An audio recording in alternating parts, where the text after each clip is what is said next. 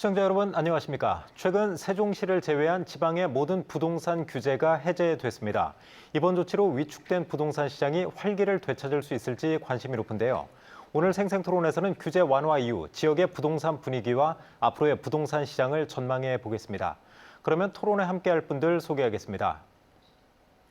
대전과기대 금융부동산행정과에서 박유석 교수 나오셨습니다. 네, 안녕하십니까. 부동산 R114의 윤지혜 수석연구원 시간 내주셨고요. 안녕하십니까. 다음은 대한건설정책연구원 이은형 연구위원 자리하셨습니다. 안녕하십니까. 마지막으로 한국공인중개사협회 서용원 대전시 지부장과 함께하겠습니다. 네, 반갑습니다. 그러면 준비된 영상 보시고 본격적인 토론 이어가겠습니다.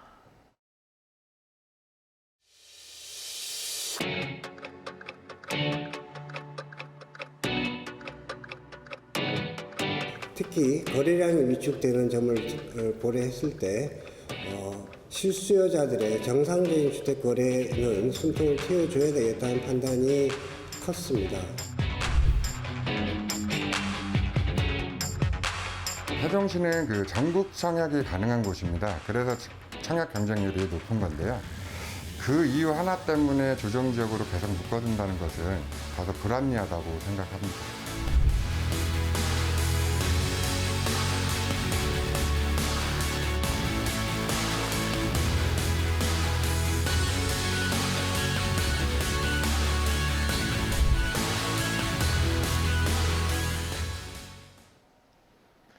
네, 최근 정부가 세종시를 제외한 지방의 조정 대상 지역을 모두 해제했습니다. 우리 지역에서도 대전 5개 구, 천안, 논산, 공주 등이 해당돼서 이제 지난달 26일부터 적용이 됐는데요. 이런 결정을 내린 배경부터 좀 알아보겠습니다. 이은영 의원님, 어떻습니까? 부동산 시장 좀 지나치게 침체돼 있다, 이런 판단을 정부가 한 것처럼 보여요. 그렇죠? 네, 그런 부분도 고려할 수 있습니다. 네. 그런데 최근에 지난번에 있었던 정부의 두 번째 주거정책심의위원회에서는 사실 종전의 예상보다도 더 과감하게 지방 지역의 규제 지역을 해제했습니다. 네. 그래서 이런 부분은 아무래도 두 가지 부분으로 생각할 수가 있습니다. 첫 번째는 미국의 기준금리 얘기입니다.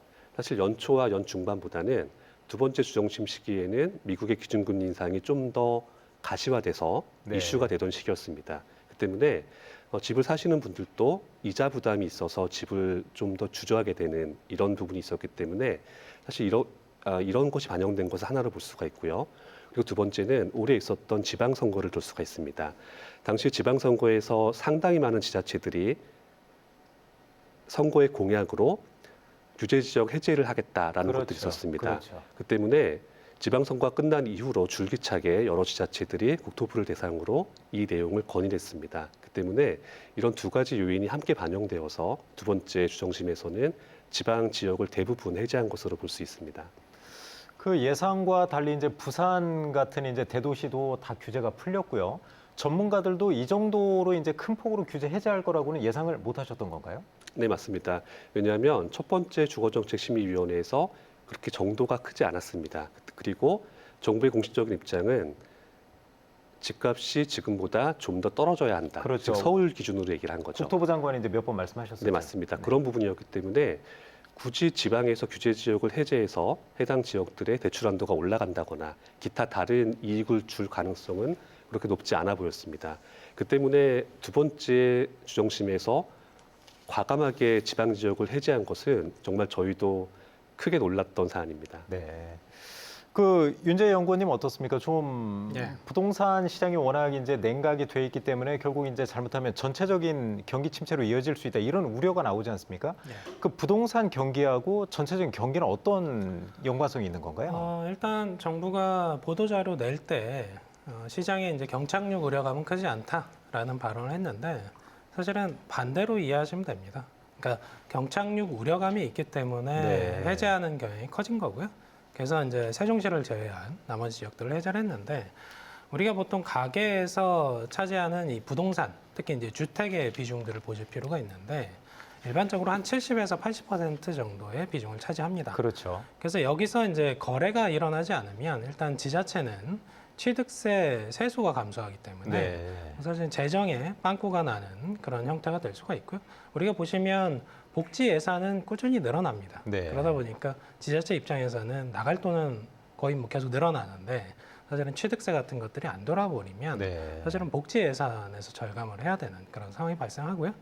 그리고 이렇게 거래가 일어나지 않고 가격이 꺾이게 되면 여기와 관련된 유관 산업들이 상당히 많습니다. 네. 일단 뭐 공인중개사 업체와 관련된 부분도 있고요. 또 그리고 이사업체. 이사업체도 있고요. 네. 인테리어도 있고요.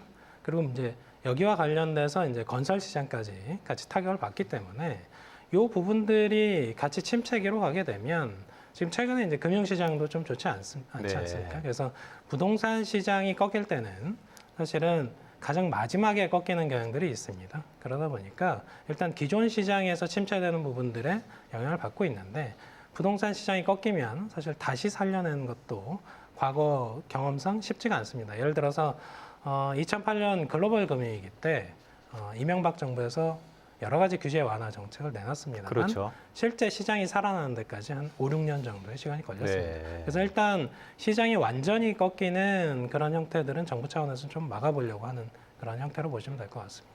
그럼 정부가 이번에 이렇게 전문가들의 예상을 뛰어넘을 정도로 과감하게 규제를 풀었다는 건 그만큼 이제 정부도 위기감을 좀 갖고 있다 이렇게 좀 해석을 해도 될까요? 네, 맞습니다. 뭐 기존에는 이제 뭐 광역시 정도에서는 일부 지역이 남지 않을까 그런 예측들이 있었는데 네. 수도권 일부 지역까지 포함을 해서 해제를 했고요.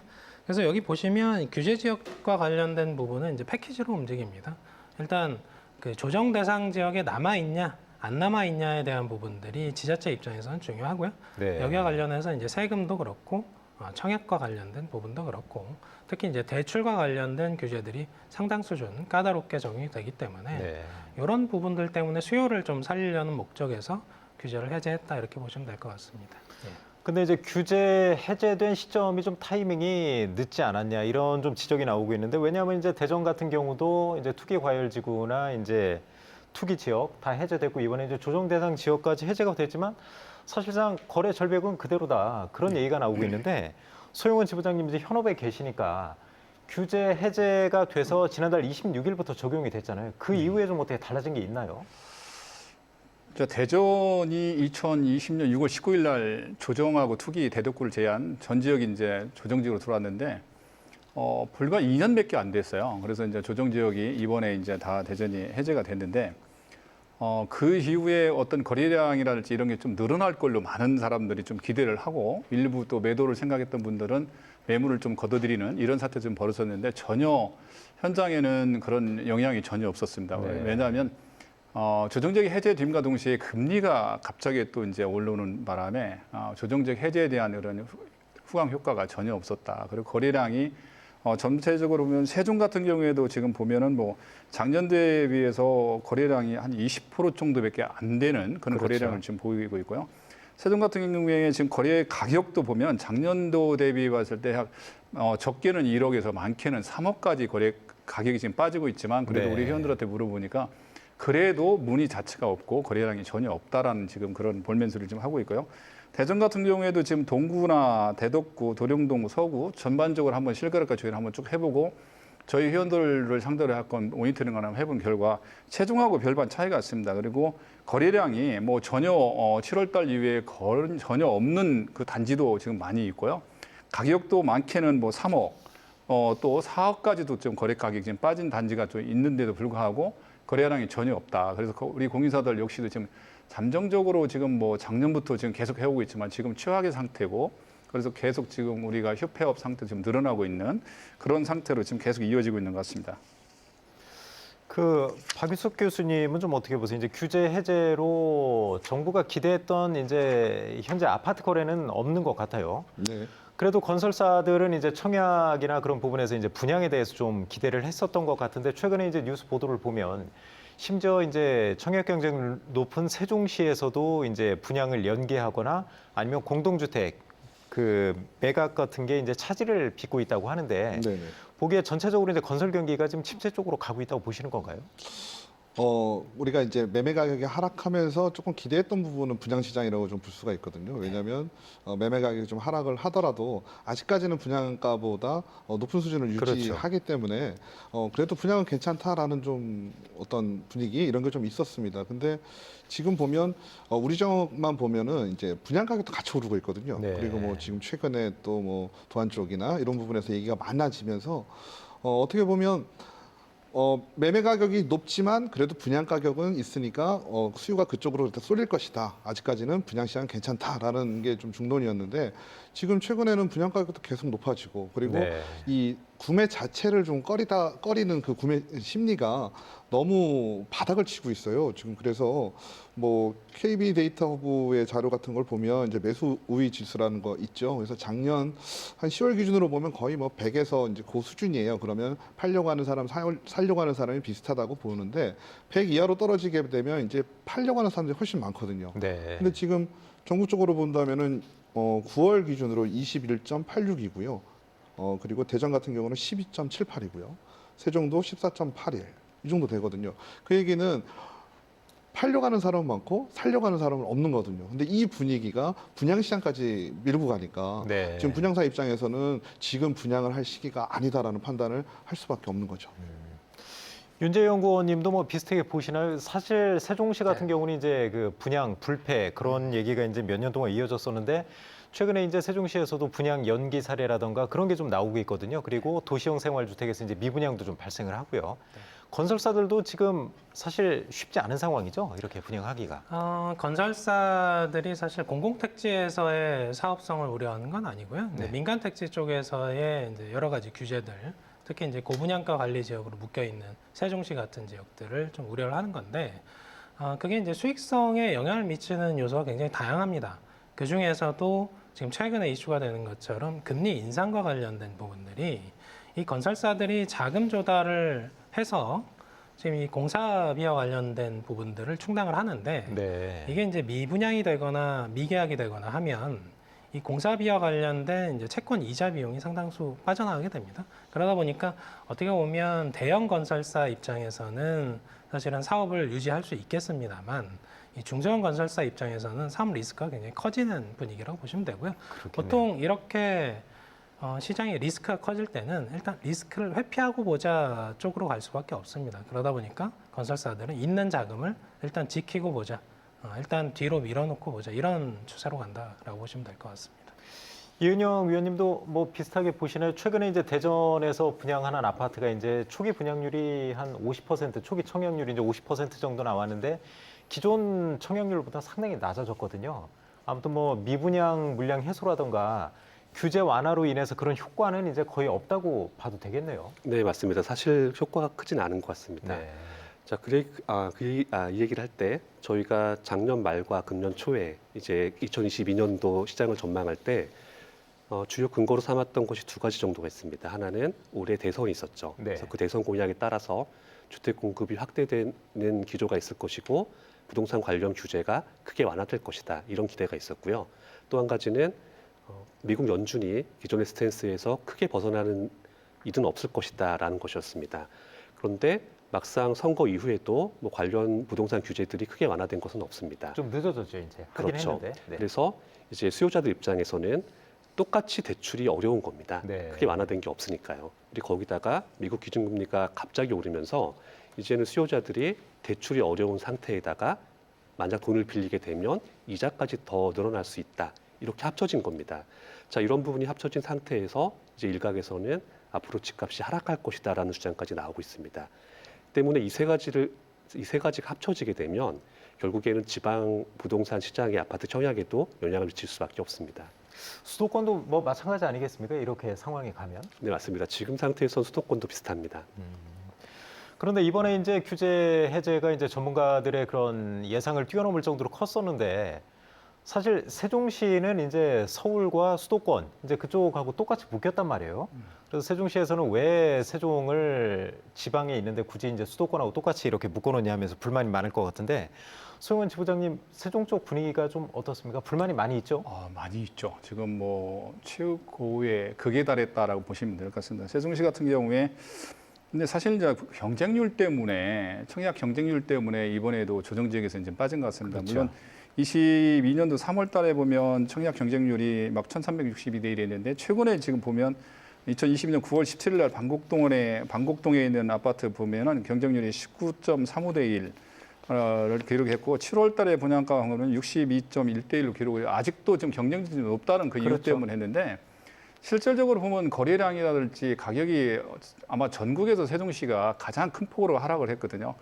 그럼에도 불구하고 이번에 조정지역에 빠졌기 때문에 세종시에 있는 우리 공인사들뿐만 아니라 세종시에서 매매를 생각했던 분이랄지 또 이런 행정기관에서까지 또 정치권에서도까지 상당히 지금 볼멘 소리를 지금 하고 있고 아마도 많은 분들이 정말 이제 더 이상 만약에 규제를 한다라고 보면 더 세종시는 더 급락할 수밖에 없다는 어떤 자포자기하는 이런 그 심정인 것 같습니다. 그래서 아마 조만간에 좀 풀리지 않을까 이런 좀 기대를 좀 해봅니다. 그 자포자기하는 심정이라는 건 이제 부동산 중개업소 말씀하시는 거죠? 그렇죠. 거래가 중개업소도 워낙 안 되니까. 그렇고 지금 매매를 생각했던 분들도 그런 각종 조정지역 때문에 매매를 지금 못하고 있는 이런 실정이기 때문에 참 그런 부분이 안타깝죠.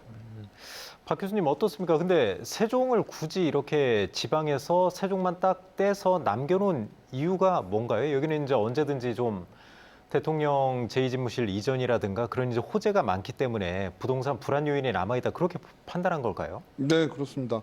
세종시 같은 경우는 과거에도 보면 어떤 상승 요인이라든지 뭐 보통 상승 요인이었죠. 작은 상승 요인에도 부동산 시장이 급격하게 변화하는 걸 좀 볼 수가 있었거든요. 네. 그래서 그런 것들 과거의 사례를 좀 참고해서 앞으로도 또 전구청에 또 가능한 지역이기 때문에 충분히 어떤 부동산 시장의 변화가 있을 수 있다라는 걸 가지고 이제 조정 대상 지역으로 지금 우선은 지정을 해놨는데요. 뭐 앞으로는 뭐 지역의 목소리도 그렇고요, 또 부동산 시장의 상황도 그렇고요. 조정 대상 지역은 좀 해제되어야 될 것 같습니다.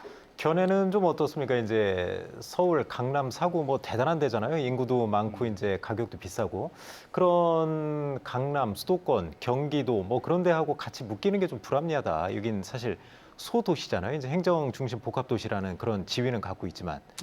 그래서 그렇습니다. 그 세종시를 우리가 생각을 해보면 아직 걸어가고 있는 도시거든요. 어떤 목표에 아직 도달하지 않았기 때문에 거기서 오는 어떤 불안정성 때문에 부동산 시장도 이렇게 급격하게 변화를 좀 하는 것 같은데요.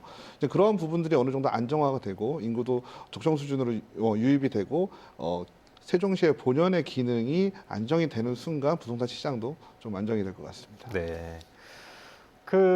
아무튼 세종시에서는 조정 대상 지역을 빨리 해제해달라. 이제 최민호 세종시장도 계속적으로 건의를 하고 있고 지역 이제 여론도 그렇죠. 그런데 과연 이제 이게 해제가 될 것이냐? 왜냐하면 아직도 이제 외지인 그 청약 비율이 높기 때문에 청약 경쟁률이 높거든요. 이은영 연구위원님 어떻습니까? 사람들이 이걸 많이 궁금해하는 것 같아요. 과연 연내에 해제가 될까? 어떻게 좀 전망을 하시나요? 솔직히 말씀드리면 될 수도 있고 안 될 수도 있습니다. 네. 왜냐하면 그 세종 같은 지역은 그 지역이 갖는 숙명적인 태생이 있습니다.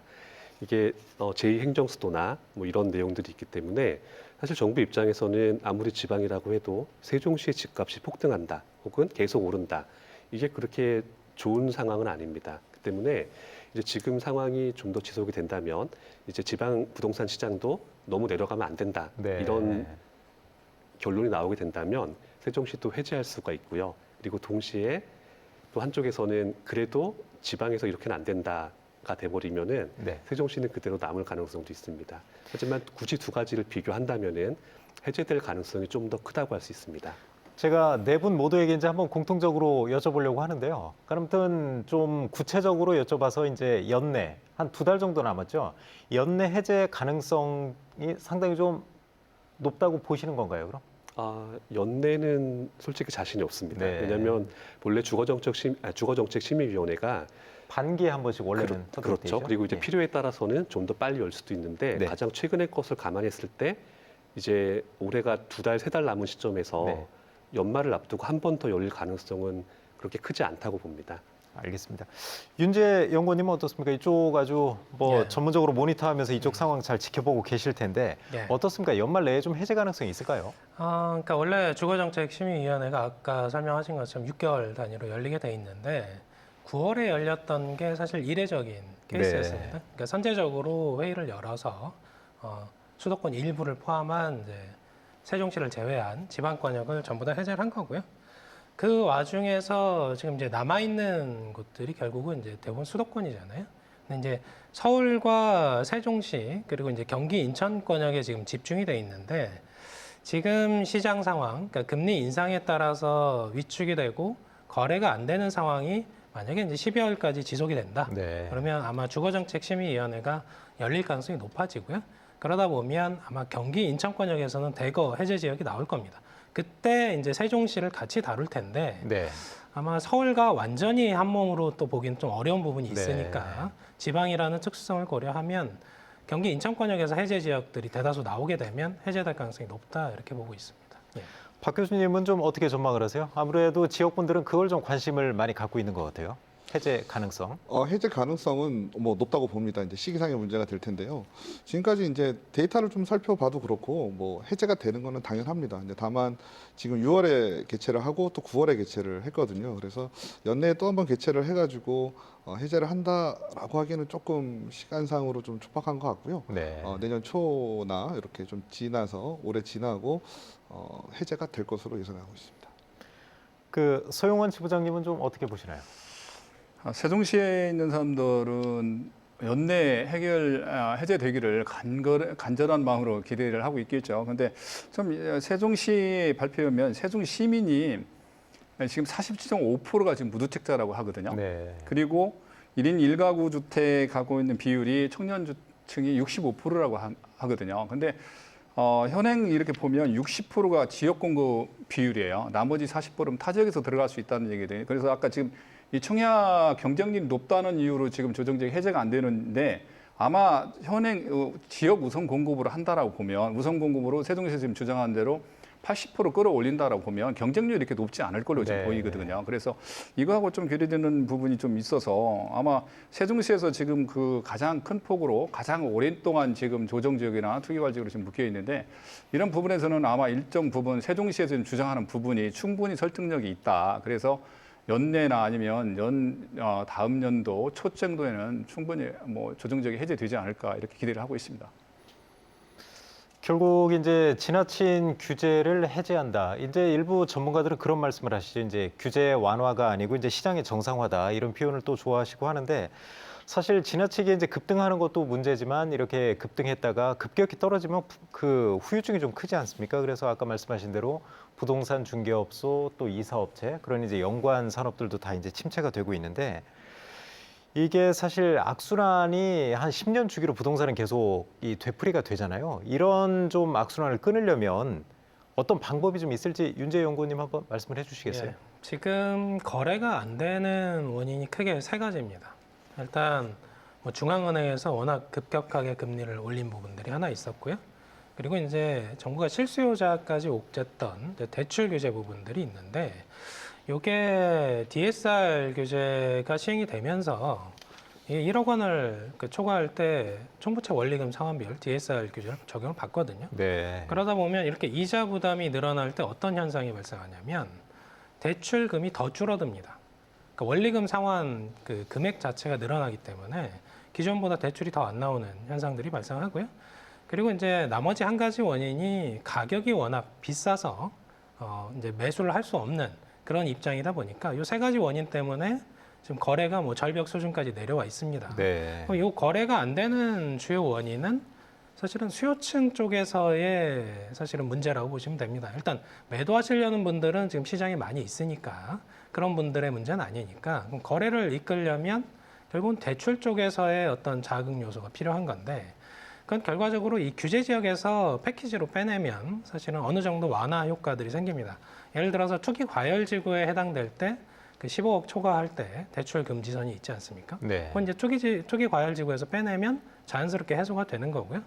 그리고 이제 LTV, DTI 규제도 40%, 50% 규제가 있습니다만 그것도 이제 규제 지역에서 빼내면 사실은 DSR 규제만 빼고는 나머지는 70% 수준까지 올라옵니다. 그래서 이렇게 수요자 쪽에서의 그 자극 요소들을 좀 제한할 필요가 있고요. 요거를 그 시장 원래의 기능대로 회복을 해놓고 거기에 이제 소득 수준과 이런 부분들은 어차피 DSR 제도는 적용을 받으니까 거기서 구매 여력이 있으신 분들은 수요자로서 활동을 할 수 있게 그런 여건을 조성을 해줘야 된다 이렇게 보면 됩니다. 예. 윤재 연구원님은 과거 이제 저희 토론회에 출연하셔서도 이제 시장의 정상화라는 표현을 많이 하셨던 것 같아요. 일단 정부가 쓰는 표현이 시장 정상화라는 표현이고요. 네. 사실은 그건 이제 같이 읽히면 규제 완화입니다. 네. 네, 규제 완화가 사실은 정상화인데 이걸 왜 정상화로 표현도 하고 규제 완화로도 표현을 하냐면 지난 정부에서 사실은 과도한 규제들을 그렇죠. 가지고 왔기 때문에 예. 이걸 규제를 빼내면 이걸 정상화로 볼 건지 규제 완화로 볼 건지에 대한 해석들이 조금 다른 건데 사실은 같은 말이라고 보시면 될 것 같습니다. 예. 연구원님은 그럼 이제 거래 활성화하기 위해서는 그 대출 규제도 좀 완화할 필요가 있다 그렇게 보시는 건가요? 그러니까 DSR 규제가 시행 중인 상황에서는 네. 사실은 LTV나 DTI 이런 규제들은 사실은 크게 의미가 없습니다. 사실은 본인이 버는 소득 수준이 상당하다면 네. 그걸 감당할 수 있다면 대출 여력을 높여주는 게 맞고요. 다만 요 규제와 관련된 부분들이 규제 지역으로 묶여 있다 보니까 그게 한도만큼 제대로 안 나오는 거죠. 거기에 대한 부분들은 정상적으로 좀 돌려놓을 필요가 있다 이렇게 보고 있습니다. 박 교수님은 좀 어떻게 보세요? 사실 지금 글로벌 경기 침체 우려도 있고 한데 정부에서도 이제 가계부채에 대한 우려 때문에 좀 이런 그 대출 규제를 해놨던 것 같은데 이제 부동산 투기도 좀 막고 네. 앞으로 좀 그런 게 있어야 된다고 보시는 건가요? 네, 뭐 크게 보면 우리가 지금 부동산이 급격하게 하락하는 거를 좀 막아야 된다, 해결을 해야 된다라고 생각을 합니다. 그러면 지금 말씀 나눈 거래 절벽이 해결이 돼야 되고요. 또 이 거래 절벽이 해결이 되려면 또 매수 심리가 회복이 돼야 됩니다. 이 매수 심리라고 하는 건 아까 말씀하신 것처럼 어차피 물건은 시장이 많습니다. 근데 살려고 하는 마음이 없어요. 근데 살려고 하는 마음이 없는 게 아까 말씀하신 부동산 구매 환경이라고 볼 수 있거든요. 근데 이런 환경들이 갖추어지지 않은 상황에서는 지금의 하락세에서 어떤 다이나믹하게 뭐 급반전이 일어나거나 이런 게 참 어렵거든요. 그러면 저도 주목을 하고 있는 게 DSR 문제거든요. 네. LTV, DTI가 풀렸다 하더라도 DSR이 해결되지 않으면 대출이 안 나옵니다. 그래서 이 부분이 좀 규제 완화가 돼야 될 것 같고 금리 같은 경우는 우리가 어쩔 수 없는 부분입니다. 미국을 따라갈 수밖에 없는 상황이기 때문에 그 밖에 우리가 할 수 있는 어떤 부동산 구매 환경을 만들어 줘야 되는데 다만 걱정스러운 거는 우리가 부동산 정책이라고 하는 게 어떻게 보면 시장에 바로바로 반응을 나타내게 결값을 얻기가 좀 어렵습니다. 그래서 지금도 어찌 보면 좀 급격한 정책이 나왔다, 급격한 규제 완화를 했다라는 것도 어떻게 보면 그런 시차를 조금 줄이려는 의도라고 좀 보여지거든요. 미리 예상하고 미리 움직임. 그래서 앞으로 규제 완화가 더 이제 방향을 규제 완화로 잡았으면 그쪽으로 명확한 효과가 날 수 있도록 진행을 해야 되는데 거기에 이제 나타나는 게 이제 남은 게 이제 DSR이라고 보여지고 있는 거죠.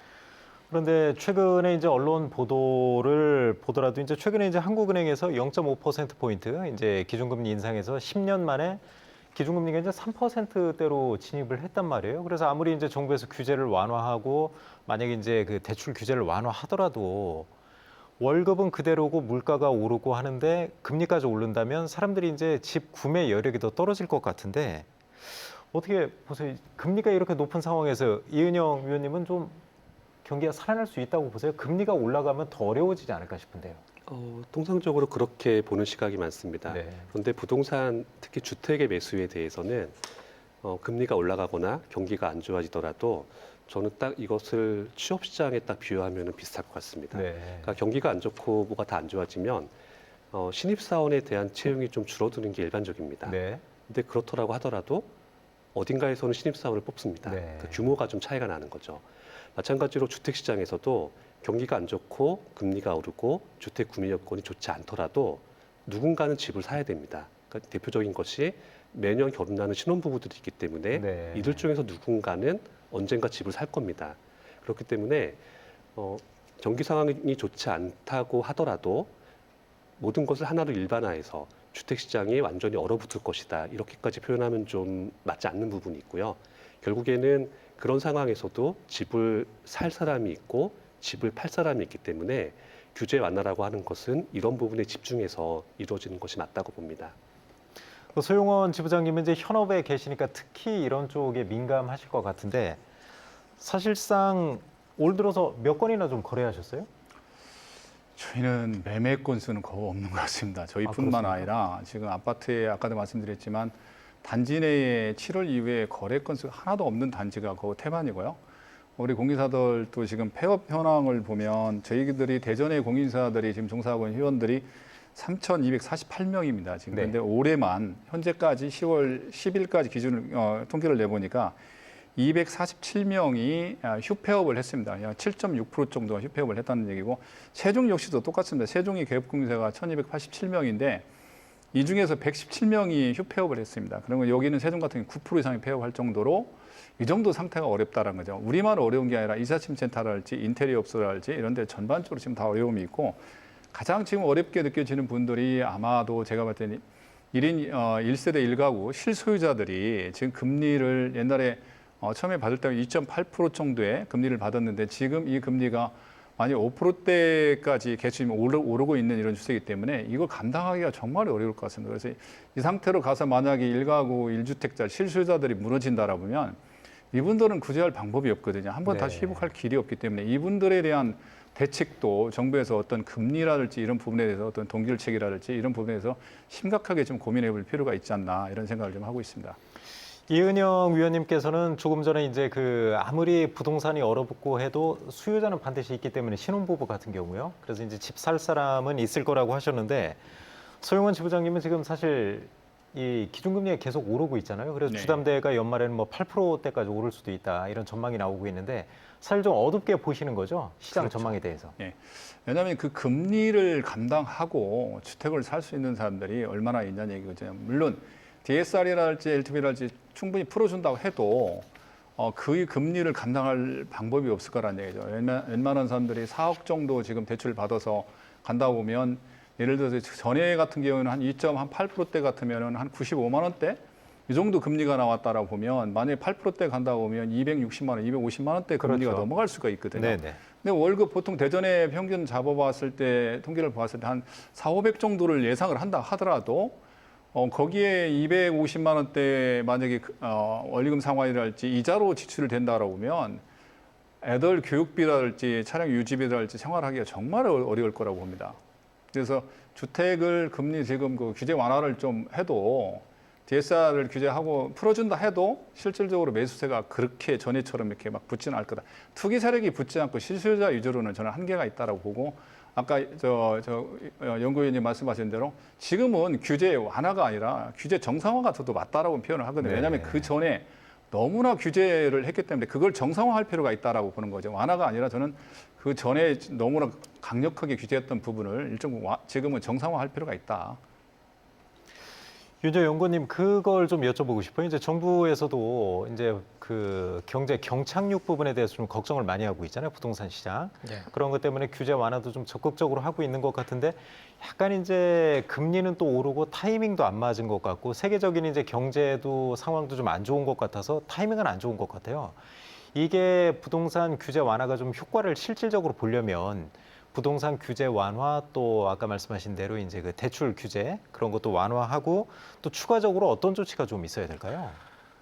추가적으로 볼 수 있는 거는 결국은 이제 진입 장벽으로 작동하는 취득세와 관련된 부분이 하나 있을 것 같은데 네네. 일단 뭐 그 취득세 부분을 상당히 부담스러워하는 실수요층들이 있습니다. 물론 이제 다주택자 관련해서 중과하는 부분도 작동을 하긴 하는데 저는 개인적으로 어차피 주택이라는 부분들이 필수제에 해당을 하기 때문에 적정 수준의 수요는 유지가 돼야 된다는 입장이라서요. 예를 들어서 지금 다주택자 혹은 이주택자와 관련된 수요층들은 사실 시장의 한 10에서 한 20% 수준의 비중을 차지하는데 실제 이제 내 집 마련을 하기 위해서 지금 시장의 무주택자로 남아 계신 분이 통계청에 가보시면 2020년 기준으로 920만 가구가 존재합니다. 엄청난 숫자네요. 그리고 이제 그 중에 이제 주 수요층이라고 할 수 있는 30대에서 50대 사이 네. 여기에 이제 무주택 가구가 한 550만 가구가 존재하는데 네.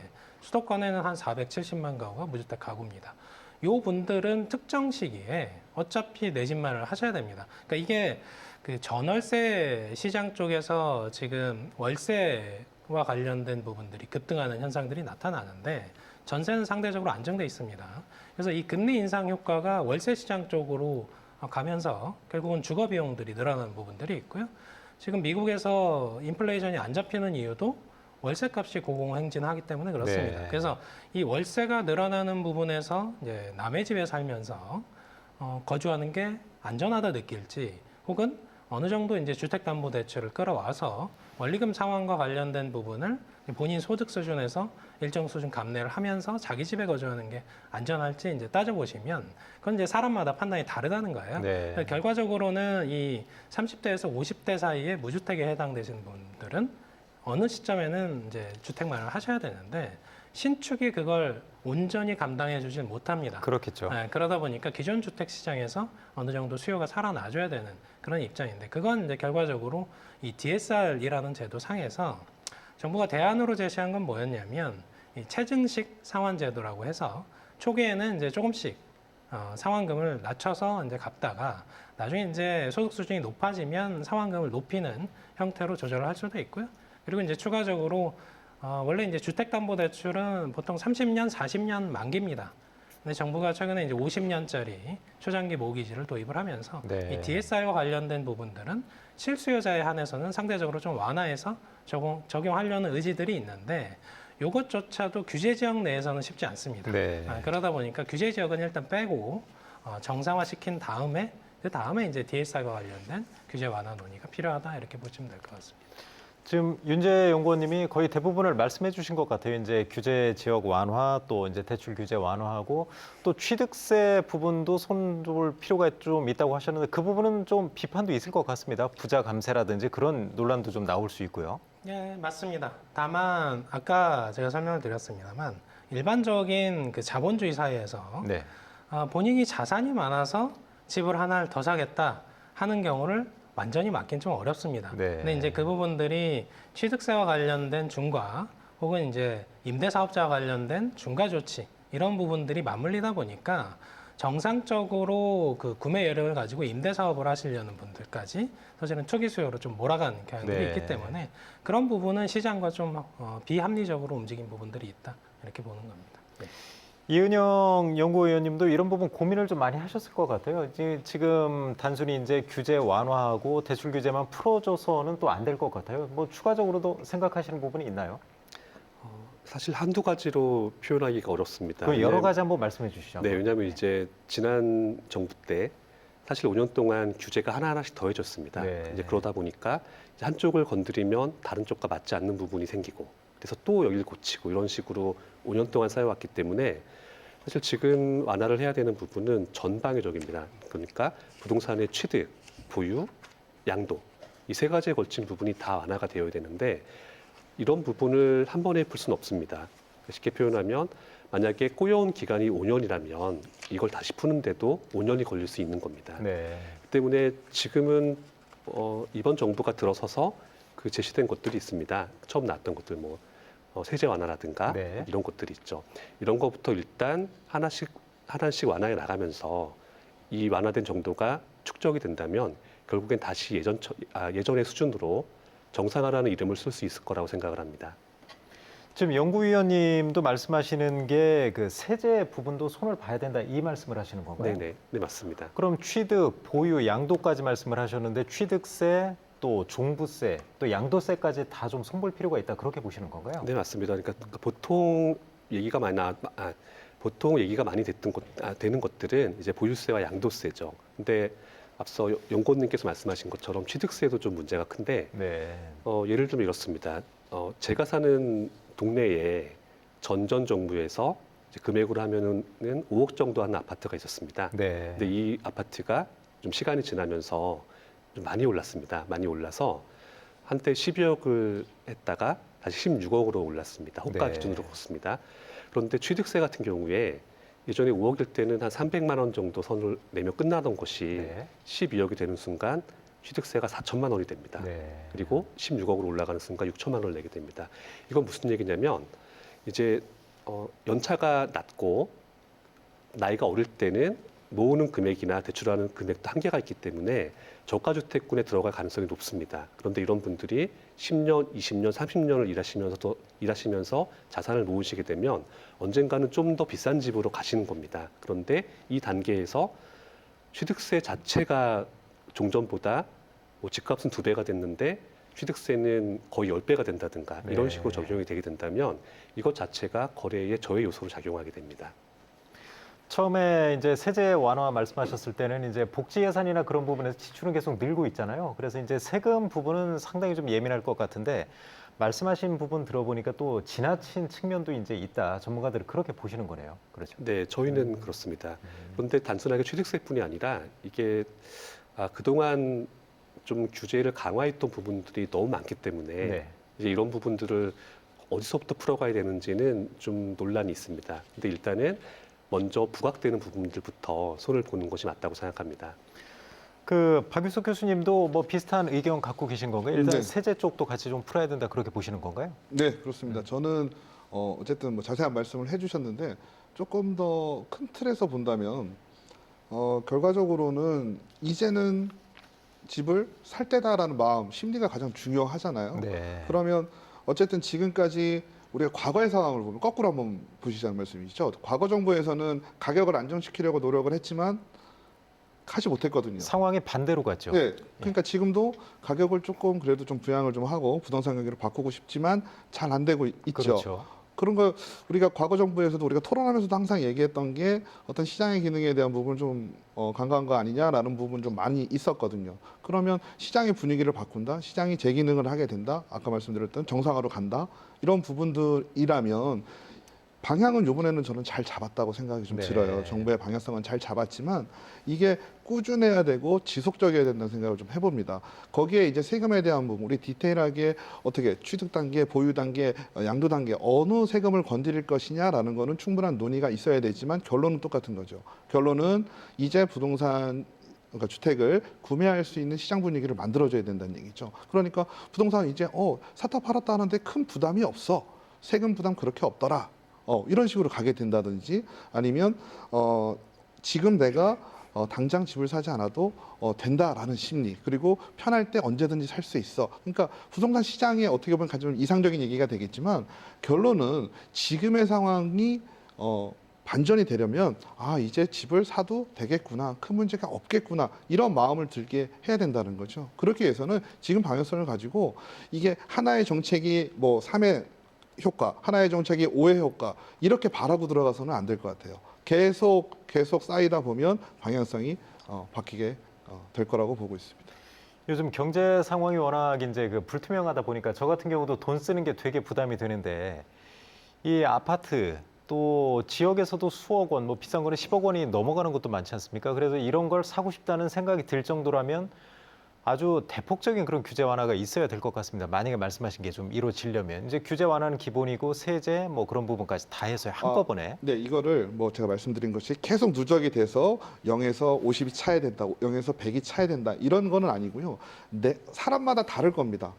나는 갖고 있을 때 뭐 소득은 많지 않은데 그래도 좋은 집에 살고 싶어요. 재산은 좀 있고 그럴 경우에는 보유에 대한 부담이 없다면 그분들은 사실 거예요. 네. 근데 보유에 대한 부담은 있지만 팔 때 부담은 없다. 이런 분들은 샀다 팔았다 하는 거래는 또 가능하실 거란 얘기죠. 네. 이렇게 좀 어떻게 할 것이냐에 대한 부분은 충분한 논의가 필요하겠지만 제가 말씀드리고 싶은 부분은 분위기 자체가 크게 바뀌어야 되는 큰 물결로 바뀌어야지 이게 뭐 하나 요거 해야 됩니다. 저거 해야 됩니다. 요거 하나 갖고는 좀 어렵고 대표적으로 뭐 규제 완화, 세제 완화 이런 부분들은 충분히 다 고려를 해야 된다는 얘기죠. 소용원 지부장님은 아무래도 이제 그 부동산 경기 다시 불씨가 타오르는 걸 누구보다 이제 간절하게 바라실 것 같은데 어떻습니까? 모든 분들이 다 얘기해주신 그런 내용에서 다 동의하시는 거죠? 네, 전반적으로 뭐 이제 우리 교수님들과 연구원님들이 말씀하신 게 동의를 하는 건데요. 한 가지 이제 좀 전문적으로 하나를 딱 찍어서 보면 현 정부가 이렇게 보면 특히 보유세 같은 경우를 좀 말씀을 드리면 법인이 많이 얘기를 해서 갖고 있다고 해가지고 똑같은 잣대를 봅니다. 그 똑같은 잣대는 뭐냐면 법인이 신축으로 건물을 진 거나 아니 기존 건물을 산 거나 똑같이 보유세를 지금 부과를 한다는 게 문제가 있거든요.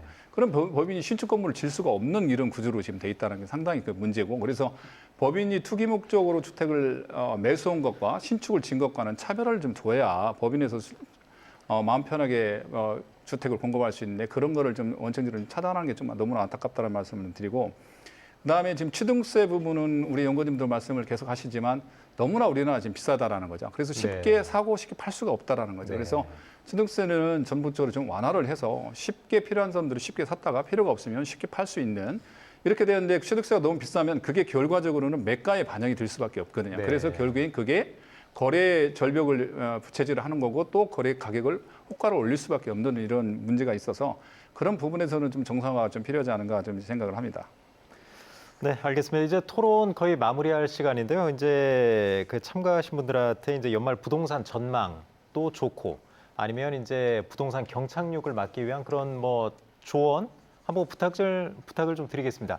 윤재 연구원님부터 좀 말씀을 해주시죠. 한 30초만 짧게 부탁드릴게요. 예, 금리 인상과 관련해서 사실 여러 가지 이슈들을 뒤로 밀어놓는 효과들이 있습니다. 일단 신축 공급이 여전히 원활한 시장이 아닌 부분들을 간과를 하고 있고요. 거기에 이제 주거 비용이 급격하게 늘어나는 부분도 같이 간과를 하고 계신데 당장은 월세 쪽으로 수요가 쏠리다 보니까 전세 시장이 안정된 것처럼 보입니다만 네. 내년 상반기에는 전세값도 따라서 오를 확률이 큽니다. 2008년 글로벌 금융위 때도 그랬습니다. 그런 부분 고려하시면 이 주거 비용과 관련된 급격히 늘어나는 인플레이션 요인들도 사실은 정부에서 크게 신경을 써야 되는데 일단 금리 이슈 때문에 너무 뒤로 밀어는 경향이 있다라고 설명을 드립니다. 예. 박 교수님도 짧게 좀 한번 부탁드리겠습니다. 네. 저는 지금의 이제 부동산 시장의 상황을 물론 우리가 긍정적인 대안을 가지고 시장의 정상화를 위해서 노력을 할 때지만 어쨌든 실수요자들 혹은 부동산을 구매하실 계획이 있으신 분들은 조금 여유를 가지셔라라는 말씀을 좀 드리고 싶어요. 어쨌든 경기는 좀 바뀔 것이고 또 금리 인상이 무한정 또 올라가는 것은 아닐 겁니다. 그러다 보니까 조금 여유를 가지시고 내 집이 지금 1억, 2억 떨어졌다 하더라도 조금 여유를 가지시고 움직이시는 게 훨씬 더 유리하지 않을까 그렇게 보고 있습니다. 박 교수님 아주 그 실수요자들한테 좋은 조언 해주신 것 같아요. 그 이은영 연구위원님은 어떤 말씀을 좀 해주실 수 있을까요? 네, 보통 경기 상황이 안 좋아질수록 지역별 양극화 또는 어떤 특정 지역 내에서도 양극화가 좀 더 심화됩니다. 그 때문에 전체를 일반화해서 앞으로 모든 집값이 다 하락할 거니까 집을 살 필요가 없다라는 생각보다는 적어도 내가 가진 자산 여력으로 혹은 언제쯤까지 얼마쯤 모을 수 있는 자산 여력으로 어느 지역에 거주한다면 이건 괜찮을 것이다라는 생각을 항상 가지고 있는 것이 맞습니다. 그래서 그런 부분을 말씀드리고 싶습니다. 그 서용원 지부장님은 뭐 정부에 좀 부탁의 말씀을 짧게 좀 한번 해주시죠. 예.